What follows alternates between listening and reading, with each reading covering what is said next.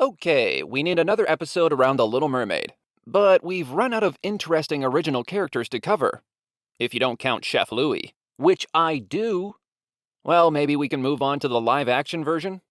You know, Lin-Manuel Miranda wrote a few new songs for the movie, and he worked on Moana, which has water in it.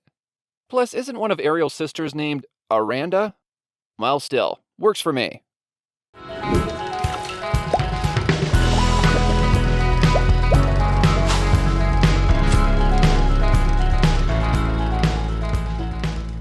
Before we start, don't forget to check out our Discord, our coffee page, and like, subscribe, comment, hit the bell, all the things. It really helps us out. Lin-Manuel Miranda was born in 1980 in New York City to parents of Puerto Rican descent, which I guess if you know anything about Lin-Manuel Miranda, we could probably just stop there. But there's a million things I haven't said yet, so let's keep going. Miranda attended Hunter College Elementary School and Hunter College High School, where, you guessed it, he was highly involved in theater. When you play Conrad Birdie and you're 12 and you're 3 feet tall, and every time you sing, everyone is supposed to faint and gasp, Conrad! I was like, I'm doing this for the rest of my life. Like, there was no other choice. Whoa, yeah! I started writing musicals when I was 16 years old.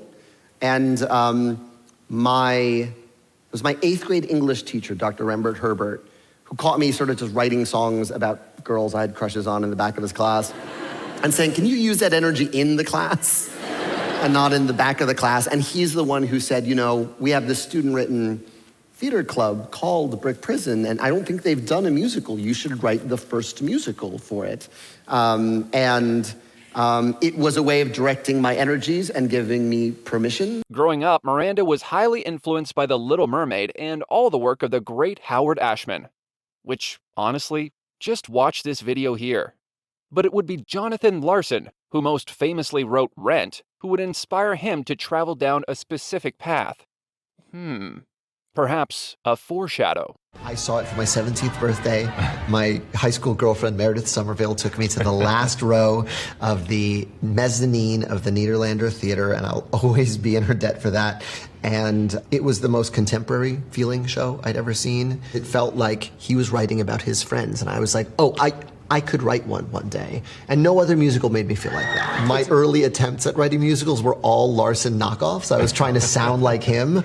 And then In the Heights was the first time I started to sound like myself. Miranda attended Wesleyan University, where he wrote and directed several productions ranging from musicals to Shakespeare. Well, I mean, he didn't write Shakespeare. That was some other guy. Most notably, however, Miranda wrote his first draft for In the Heights during his sophomore year of college. After the show was accepted by Wesleyan's student theater company's second stage, Miranda added freestyle rap and salsa numbers, and the show premiered there in 1999, which is kind of crazy to think that he did that after it was accepted. I'm kind of wondering what it looked like before that. Just people standing in Washington Heights getting cafe con leche? I couldn't see a way for me to have a career in musical theater based on the musicals that already existed. I don't dance well enough to play Bernardo or Paul in a chorus line. And I don't really have an operatic enough voice to play the Man of La Mancha. And if you're a Latino dude, that's all you get. Or that's all you got for a while. That was the reality. And, you know, my senior year in high school, there was a musical called The Cape Man by Paul Simon. It was written by Paul Simon. It starred Mark Anthony, Ruben Blades, Anita Nazario. If you were to write my dream collaborators and cast, you would have created The Cape Man. And it came and went. It was sort of a notorious Broadway flop. And it was also, in addition to opening and closing very quickly, it was like a slap across the face. Hey, no one's going to write your dream musical. No one's going to do it for you. And that's when I started. I think In the Heights was born out of the ashes of The Cape Man. It was out of the ashes of no one's going to write your dream thing for you. You've got to make it. And I had been writing one-act musicals in high school, and I doubled down on that because I realized the only way to have a career in this world that I loved, Conrad Birdie, gold lame jacket, was to write it. And that's what In the Heights was. In the Heights was my way of writing a Latino storyline in which we never played gang members once. And you know, that was I felt a very well explored by the musical theater community section. Puerto Rican gang members, you guys got it. Zoot Suit, you know, West Side Story, Caveman, like well covered. Let's cover the million other things Latinos do. In 2002, Miranda and John Buffalo Mailer worked with director Thomas Kail to revise In the Heights, and playwright Chiara Alegria Hudes joined the team in 2004. After premiering in Connecticut in 2005 and opening at the 37 Arts Theater off-Broadway in 2007, the musical went to Broadway, opening in March 2008. It was nominated for 13 Tony Awards, winning 4, including Best Musical and Best Original Score. It also won the Grammy Award for Best Musical Theater Album. Miranda's performance in the leading role of U.S. Navy, I'm sorry I read that wrong, in the leading role of Usnavi, earned him a nomination for the Tony Award for Best Actor in a Musical. He also got to hang out with Whoopi Goldberg. And it was a thrill of a lifetime that In the Heights did the thing that you dream about. You know, all of us, it was our professional debut for all of us. I mean, Chiara and Tommy and Alex and then, you know, I continued to work, and I found that, you know, in Hollywood, it's changing now, but if you were an actor of color, you play the friend of the white guy. And that was the role I was getting over and over again. I was the smart friend of the white guy. And so, you know, it's really sometimes on us as performers of color to create the opportunities we want to see in the world. Of course, working on his first Broadway musical didn't make him any money until the end. So while he was workshopping and writing In the Heights, Miranda worked on several other projects. He worked with Stephen Sondheim to translate songs into Spanish for the 2009 Broadway revival of West Side Story. I wonder what Maria is in Spanish. He also worked as an English teacher at his former high school, wrote for the Manhattan Times as a columnist and restaurant critic, composed music for commercials, and performed at bar and bat mitzvahs. So, l'chaim, Lin. In 2003, Miranda co-founded Freestyle Love Supreme, a hip-hop improv group that has toured the Edinburgh Festival Fringe and the Aspen, Melbourne, and Montreal comedy festivals.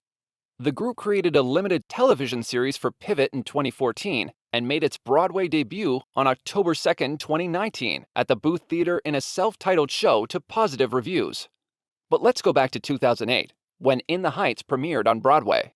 Again, I was on vacation. I was not on the market for my next show, but I was reading Ron's book, and the things that leapt out at me were, one, I didn't know the guy on our $10 bill came from somewhere else. I didn't know he wasn't like all the other white dudes on our money, but born in the Caribbean. My dad was born in the Caribbean. I got to the part where a hurricane destroyed St. Croix, where he was living, and he wrote an account of it. He just wrote an account of how scary and how unsettling the event was, and it was so vivid that it was used for relief efforts.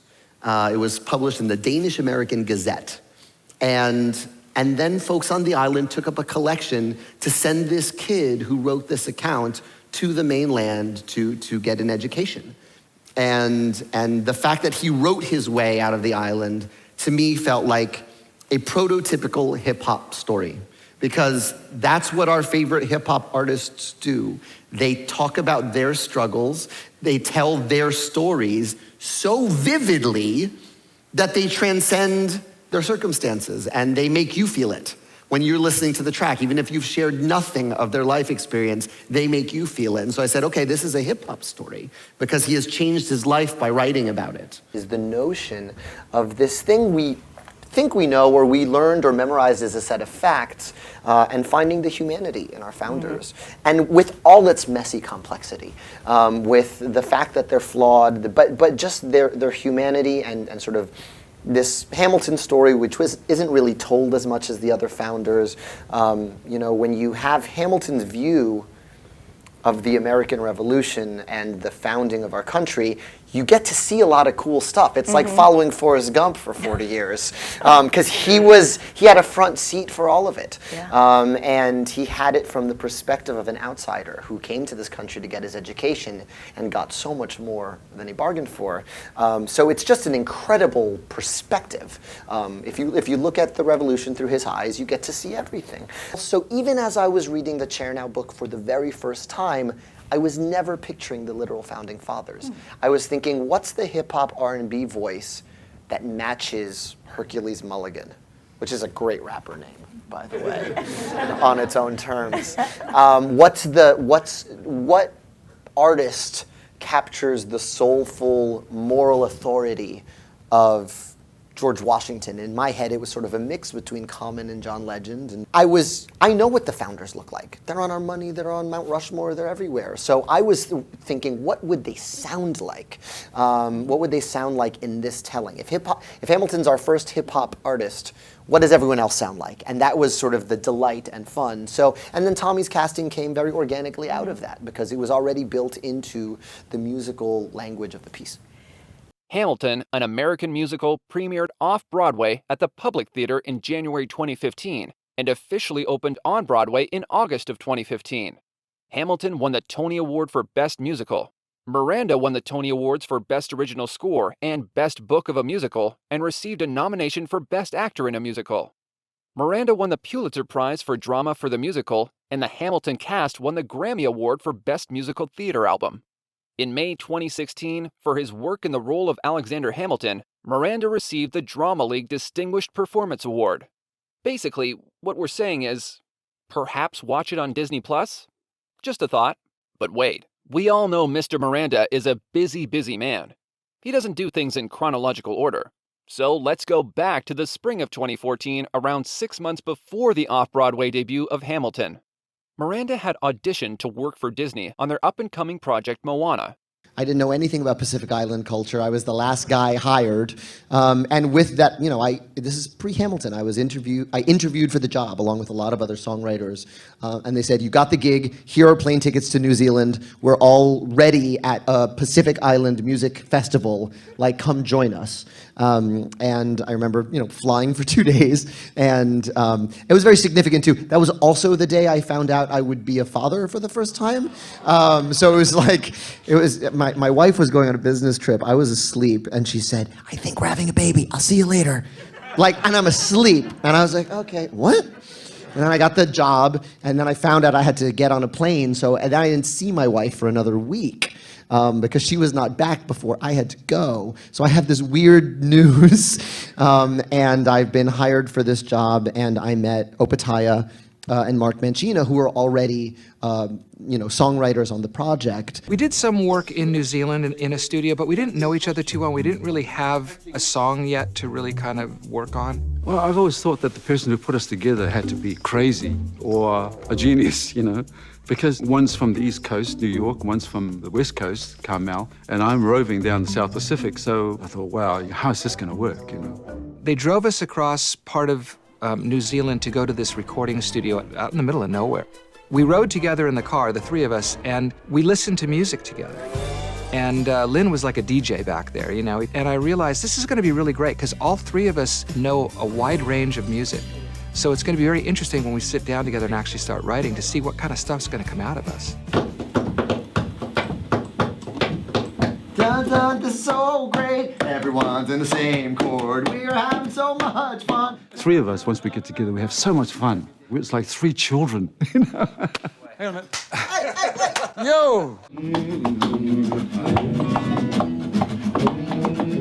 And we just bonded, and we talked about music, and we talked about Moana's story, and it was a great way to get started.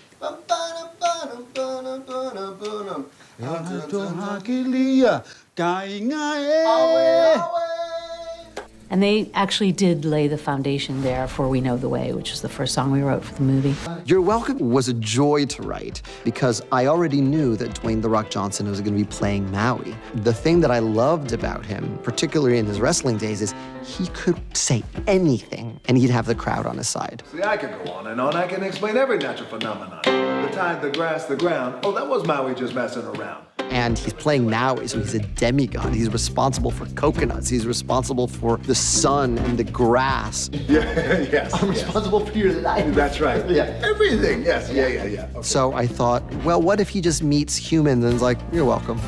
You're welcome for everything. What can I say except you're welcome for the tides, the sun, the sky? I knew if Dwayne sings it, you're gonna be like, oh, thank you. He's so charming that you can kind of get away with giving him lyrics that on someone else it would sound egotistical, but with Dwayne "The Rock" Johnson, you're like, yeah, that's the guy. He later explained that because he was so busy with Moana and Hamilton, he turned down other projects that would have distracted him. But this served as an ego check as Hamilton became a hit. Moana opened in November 2016 and was a box office hit, earning positive reviews and praise from critics for Miranda's songwriting. Miranda also sang the song We Know the Way in the film and recorded a duet with Jordan Fisher of the song You're Welcome, which was played over the film's end credits. For the song How Far I'll Go, Miranda received Golden Globe, Critics' Choice, Oscar, and Grammy Award nominations. He also tweeted stuff like this.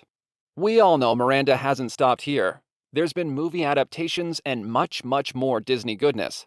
But this episode is way over time, so I guess we'll just have to... Thank you to these people for supporting us on Patreon and Ko-fi. And if you want to make sure this channel sticks around, you can check out our Ko-fi link in the description. Every bit helps. Thank you for watching this episode of Discographies. Click the thumbs up button below if you liked it. And if you want to be notified when the next episode comes out, consider subscribing and hitting the bell. Comment below with characters you would like to see us cover. Further reading and references are linked below. We hope to see you in another Discography. There's always a moment on a Disney movie where I accidentally cost us way too much money. That happens a lot. In Moana, because I don't know what I don't know. I'm in the music department. And there was a moment where I was writing the opening number for Moana, Where You Are, and it was Ron or John. Someone meekly raised their hand. They were like, do we need 8-year-old Moana? Can she just go from baby Moana to grown Moana? I went, of course we need 8-year-old Moana. Like, there's 2 verses, there's 2 choruses. Like, she's learning these lessons over the course of her life. And he went like, okay. And I didn't realize that, like, they have to build that 8-year-old Moana from scratch. That's $1 million tantrum I just threw, that we need 8-year-old Moana, because they'd already built baby Moana, and we have our hero over the course of the movie. But there's 8-year-old Moana. That 8-year-old Moana in the second verse for 20 seconds of screen time is very expensive, and I'm sorry. These guys just landed off the plane.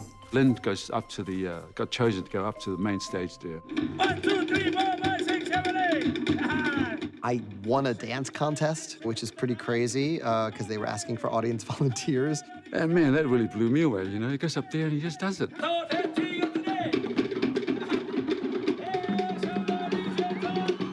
I was just shaking my hips to save my life, and that got me by.